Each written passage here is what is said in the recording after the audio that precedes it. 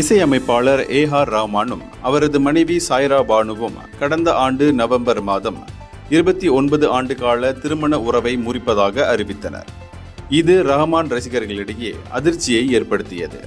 இந்த நிலையில் நேற்று காலையில் ரஹ்மானுக்கு திடீரென உடல்நலக் குறைவு ஏற்பட்டு சென்னை அப்போலோ மருத்துவமனையில் அனுமதிக்கப்பட்டார்.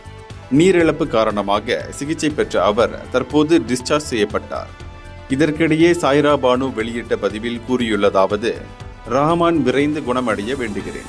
நாங்கள் இருவரும் இன்னும் சட்டப்பூர்வமாக விவாகரத்து பெறவில்லை என்பதை தெளிவாக தெரிவித்துக் கொள்கிறேன்.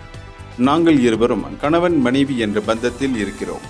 கடந்த 2 ஆண்டுகளாக எனது உடல்நிலை சரியில்லாத காரணத்தால் நாங்கள் பிரிந்து வாழ்ந்து வருகிறோம். அவருக்கு எந்த வகையிலும் நான் அழுத்தம் தர விரும்பவில்லை.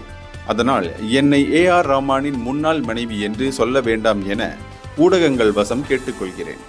நாங்கள் பிரிந்திருந்தாலும் அவருக்காக இறைவனை வேண்டிக் கொள்கிறேன். இவ்வாறு சாய்ரா பானு கூறியுள்ளார். இந்தியர்களின் இதய குரல் மக்களோசை.